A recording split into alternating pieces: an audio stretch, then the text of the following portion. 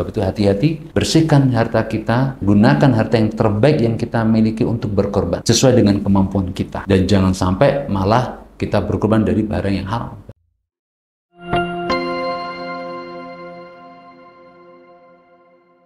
Bismillahirrahmanirrahim. Assalamualaikum warahmatullahi wabarakatuh. Alhamdulillah wa kafa wassalatu wassalamu ala nabiyil Mustafa Muhammad bin Abdullah wa ala alihi wa ashabihi min ahli tuqa wal wafa.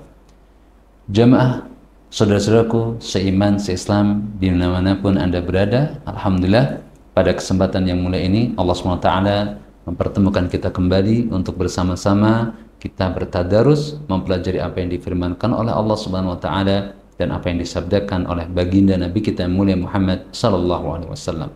Semoga duduk kita yang sejenak ini atau zikir kita yang sejenak ini mengkaji apa yang difirmankan Allah, apa yang disabdakan Rasulullah SAW ini menjadi bagian dari amal saleh yang diterima oleh Allah Subhanahu wa taala dan menjadi pemberat timbangan kebaikan kita di hari kiamat nanti. Amin Allahumma amin.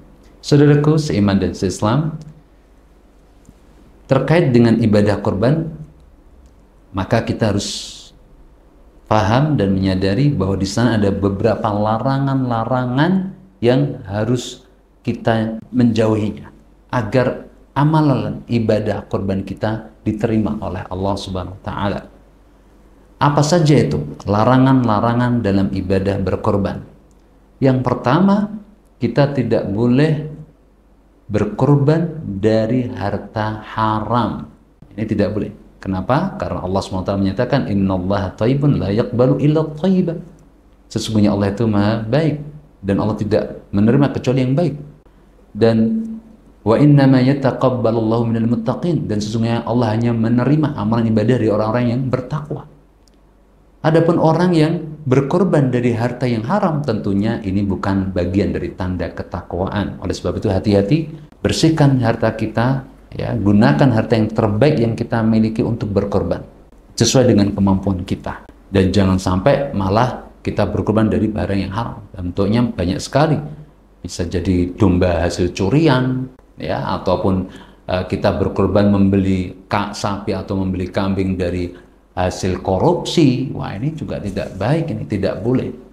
Nah, ini larangan yang pertama yang harus kita jauhi. Kita harus berkorban dengan harta yang terbaik dari kita, dan harta itu adalah harta yang halal karena kita sedang beribadah kepada Allah Subhanahu wa taala. Kemudian yang kedua, larangan dari ibadah korban adalah apa? Larangan yang kedua adalah berkorban dengan niatan duniawi, dengan niatan yang ada unsur syiriknya. Ini tidak boleh. Karena salah satu syarat sahnya ibadah seseorang harus niat ikhlas lillahi ta'ala. Dan kemudian yang kedua, mutaba'atul rasul, mengikuti tata cara tuntunan dari Nabi Muhammad SAW. Dan orang yang dia berkorban, memang secara dirinya berkorban, namun dia memiliki niatan, tendensi duniawi agar dia dibilang orang kaya, agar dia dibilang dermawan, atau bahkan lebih parah lagi, di sana juga tercampur dengan niatan-niatan syirik, ya, yaitu korban untuk mempersembahkan kepada kekuatan gaib ini, kekuatan gaib itu. Nah, ini jelas perkara yang sangat ditentang dan dilarang dalam syariat Islam. Dan ibadah korban itu tidak akan diterima oleh Allah SWT, karena Allah hanya menerima dari orang yang ikhlas, takwa kepada Allah. Innama yataqabbalullahu minal muttaqin. Sesungguhnya Allah Subhanahu wa taala hanya menerima ibadah dari orang-orang yang bertakwa. Nah, maka inilah yang harus kita pahami. Sebagaimana Allah tegaskan dalam firman, la yanalullahu luhuma wala dima'uha walakin yanaluhu taqwa. Sesungguhnya yang sampai kepada Allah itu bukan darah, bukan daging yang korban yang kita sembelih, namun yang sampai kepada Allah ada takwa dan niatan ikhlas untuk lillahi azza wa jalla. Itu adalah intisari ibadah, inti dari ketakwaan kita kepada Allah Subhanahu wa taala. Yang ketiga, larangan dalam ibadah berkorban yang harus kita jaga dan kita menjauh darinya adalah tidak boleh hewan korban itu dalam bentuk selain dari bahimatul an'am, yaitu binatang ternak. Apa itu binatang ternak yang dimaksud? Yaitu al-ibil, unta, al-baqar, sapi, al-ghanam, yaitu kambing, atau al-dha'an juga domba. Dari 3 jenis hewan ini, unta, sapi, dan kambing ataupun domba, ya. dari tiga jenis ini. Maka sebagaimana para ulama menjelaskan, ya, dari firman Allah Subhanahu wa taala, "Wa likulli ummatin ja'alna mansakan liyadhkuru ismallahi 'ala ma razaqahum min bahimatil an'am." Yaitu dalam surat Al-Hajj ayat yang ke-34. Bahwa maksud dari kata-kata bahimatil an'am di sini maka dijelaskan oleh para ulama adalah unta, sapi, jenis unta, jenis sapi dan jenis kambing. Inilah yang dikategorikan, yang diterima kategori hewan yang dikorbankan. Kalau menyembelih lele, menyembelih bebek, menyembelih ayam, ya, di hari itu, maka itu bukan dikatakan sebagai korban. Namun itu hanya boleh, ya, diberikan untuk sebagai makanan keluarganya, itu diperbolehkan. Namun ibadah korban harus sesuai dengan standar dan sesuai dengan ketentuan yang telah ditetapkan oleh syariat Islam, yaitu dengan tiga jenis tadi, ya, unta, jenis sapi, dan jenis kambing. Yang keempat, di antara larangan-larangan dalam berkorban yang harus kita jaga dan kita menjaganya, yaitu tidak sampainya umur hewan kurban. Nah, ini adalah sebuah larangan. Tidak boleh kita menyembelih hewan kurban yang belum sampai umurnya. Ini tidak boleh, ini menjadi larangan. Sebagaimana sabda Nabi SAW, "La tadbahu illa musinnatan, illa an ya'sura alaikum, fatadbahu jad'atan minad du'an." Hadis saya diriwayatkan oleh Imam Muslim. Nabi SAW bersabda, janganlah kalian menyembelih kecuali hewan-hewan yang sudah masuk umur, ketentuan umur syariat yang telah ditetapkan oleh syariat. Kecuali jikalau suatu perkara yang sangat sulit bagi kalian, maka diperbolehkan bagi kalian menyembelih jad'ah minad du'an, yaitu domba yang berumur antara 6 bulan sampai 1 tahun. Dari hadis ini kemudian para ulama memberikan penjelasannya bahwa hewan-hewan korban yang sah untuk dijadikan hewan korban usianya harus memasuki usia penyembelihan. Terkait dengan unta, yaitu dia sudah berumur 5 tahun dan memasuki tahun yang ke-6. Sudah berumur 5 tahun, memasuki tahun yang ke-6. Ya, 5 tahun lebih 1 bulan boleh. 5 tahun lebih 1 hari boleh, berarti dia sudah memasuki jalan untuk tahun yang ke-6. Tapi kalau kurang dari 5 tahun maka itu tidak diperkenankan. Adapun sapi, maka dia sudah memasuki tahun yang kedua. Ya, tahun kedua dia sudah berumur 2 tahun dan memasuki tahun yang ketiga. Kambing juga demikian, tahun kedua dia memiliki umur 2 tahun, kemudian memasuki tahun yang ketiga. Adapun atau kita mendapatkan sesuatu kondisi yang sulit, maka dalam hadis tadi Nabi SAW memberikan toleransi, yaitu fatadbahu illa ayyasura alaikum fatadbahu jad'atan minad dha'n. Jikalau dalam kondisi sulit kalian tidak mendapati kriteria usia tadi di binatang-binatang lain, maka boleh kalian menyembelih hewan korban yang dari jad'ah minad dha'n. Kata-kata jad'ah oleh para ulama dijelaskan, dan di situ terjadi perbedaan di antara para ulama, yaitu antara 6 bulan sampai 1 tahun. Dari 6 bulan sampai 1 tahun. Inilah jad'ah minad dha'n, jadi dari domba. Kalau dari kambing ma'az, maka ini para ulama tidak menerimanya. Jadi yang diterima adalah jad'ah minad dha'n, bukan jad'ah minal ma'az, yaitu usia 6 sampai 1 tahun dari domba, bukan dari kambing, ya, dari jenis domba. Ini terkait dengan larangan menyembelih hewan korban yang belum masuk umur. Kemudian yang kelima di antara larangan yang harus kita perhatikan dalam menyembelih hewan korban adalah larangan menyembelih hewan korban yang tidak sesuai syarat syariat. Apa itu syarat penyembelihan hewan korban? Ya, syarat-syarat hewan korban yang ditentukan oleh syariat sebagaimana disebutkan dalam hadis Nabi SAW yang diriwayatkan oleh Imam Tirmidzi. Nabi SAW bersabda, arba'un la tujzi'u fil adhahi. Ada 4 sifat yang tidak bisa digunakan untuk hewan kurban. Apa saja itu? Al-awra al-bayinu awruha, yaitu buta, yang jelas kebutaannya.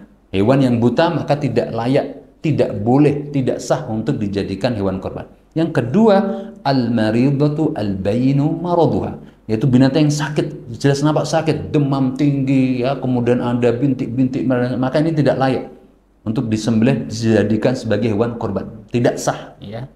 Kemudian yang ketiga, al-arja'u al-bayyin arja, hewan yang pincang. Ya, kalau jelas pincangnya, maka tidak boleh dijadikan sebagai hewan kurban. Maka harus hati-hati Bapak Ibu sekalian. Maka harus dijaga baik-baik, jangan sampai hewannya pincang. Saat mau disembelih malah pincang. Wah, ini tidak sah itu.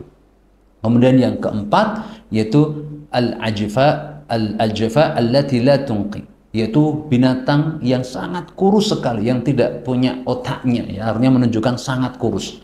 Inilah 4 sifat hewan kurban yang tidak boleh dijadikan hewan kurban, ya. 4 sifat hewan yang tidak boleh dijadikan hewan kurban. Maka barang siapa yang dia berkorban dengan hewan yang memiliki salah satu dari 4 sifat ini atau keempat-empatnya ada, maka tidak termasuk, ya, bagian dari penyembelihan hewan kurban. Kemudian yang keenam, di antara perkara larangan dalam ibadah hewan kurban adalah apa? Menyembelih sebelum sholat id. Nah, ini harus kita pahami, jamaah dirahmati. Jangan sampai kita tergesa-gesa belum melaksanakan sholat id langsung menyembelih hewan kurban. Maka ini dia harus mengulangi, ya, penyembelihan hewan tersebut. Hal ini didasarkan pada hadis yang sahih yang diriwayatkan dari sahabat yang mulia Anas bin Malik radhiyallahu taala anhu, yang ditakhrij dari Sahih Bukhari dan juga Sahih Muslim, bahwa Nabi sallallahu alaihi wasallam bersabda, "Man dhahaba qabla shalah fa innama dhabaha li nafsihi." Barang siapa yang dia menyembelih hewan kurban sebelum salat, yaitu maksudnya sebelum salat Id, maka sesungguhnya dia menyembelih untuk dirinya sendiri. "Wa man dhabaha ba'da shalah faqad tamma nusukuhu." Barang siapa yang dia menyembelih setelah sholat id, maka sungguh telah sempurna hewan penyembelihannya itu. Wa asaba sunnatal muslimin, dan dia bersesuaian dengan sunnahnya kaum muslimin. Nah, jadi jangan tergesa-gesa setelah sholat id, mendengarkan khutbah id, Idul Adha selesai, baru menunaikan penyembelihan hewan kurban. Yang ketujuh, di antara larangan dalam ibadah hewan kurban adalah apa? Menjual daging atau sebagian dari anggota hewan kurban. Ini tidak boleh, baik pekurban ataupun apalagi panitia penyembelihan hewan kurban. Dia sebagai panitia, maka nggak boleh. Yang memiliki hewan kurban saja tidak boleh menjual, apalagi panitia. Apa haknya panitia untuk menjual sementara hewan kurbannya bukan milik mereka? Ya, hewan kurban itu milik siapa? Milik pekurban. Nah, ini hal yang harus kita hati-hati.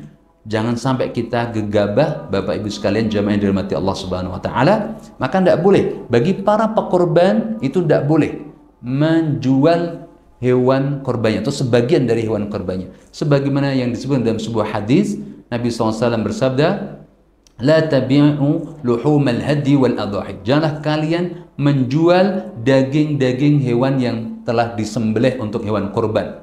Fakulu wa tasaddaqu wastamti'u bijuludiha. Hendaklah kalian memakan darinya atau memberikan sedekah darinya dan menjadikan dia sebagai atau manfaatkan barang-barang dari hewan kurban tersebut. Wala tabi'uha, dan janganlah kalian menjualkan atau memperjualbelikan. Maka tidak boleh. Hadis diriwayatkan oleh Imam Ahmad. Meskipun hadis ini dinilai dhaif oleh sebagian ahli hadis, namun hadis ini termasuk bagian dari haditsun ma'mulun bihi, hadis yang bisa diamalkan, dan jumhur ulama mengambil hadis ini menjadi sebagai sebuah landasan, dan itulah yang menjadi spirit dari penyembelihan hewan kurban. Maka tidak boleh seorang pekurban mengambil manfaat untuk diperjualbelikan untuk dirinya sendiri. Tidak, karena hakikatnya ketika dia berkorban itu hakikatnya persembahan, dedikasi untuk Allah Subhanahu wa taala. Dan catatan penting pula bagi para panitia korban, maka jangan sampai dia lancang memperjualbelikan hewan korban itu. Maka tidak boleh, karena hakikatnya panitia korban itu hanya sekedar perwakilan dari sahibul korban untuk melaksanakan, mengeksekusi penyembelihan hewan korban dan pendistribusiannya. Itu ya. Adapun perjualbelikan nggak boleh, karena syarat dari jual beli adalah apa?